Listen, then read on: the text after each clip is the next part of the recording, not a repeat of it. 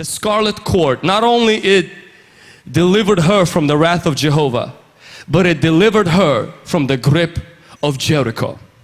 The grip of Jericho. Because you must understand, after God went with His finger and the walls fell, her house stood there. And she was there in her house. But now the scarlet cord was a point of reference for the spies to find the house. Not only so they will protect it, but so that they will take her from the house and say, now you come with us. Now you are going to live with us. They didn't take her out and say, you know what, woman, God saved you, hit the road, Jack. We don't want to know you, we never met.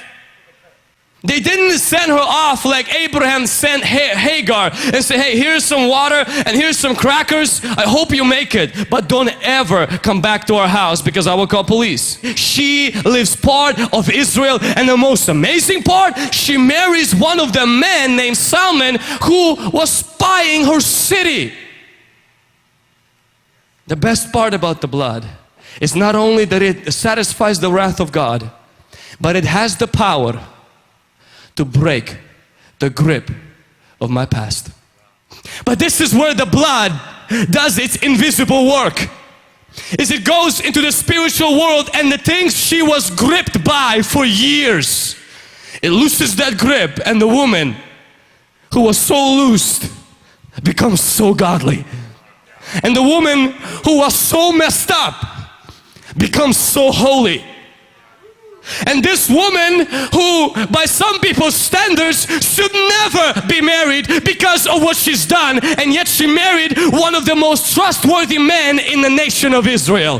That is the power of the blood.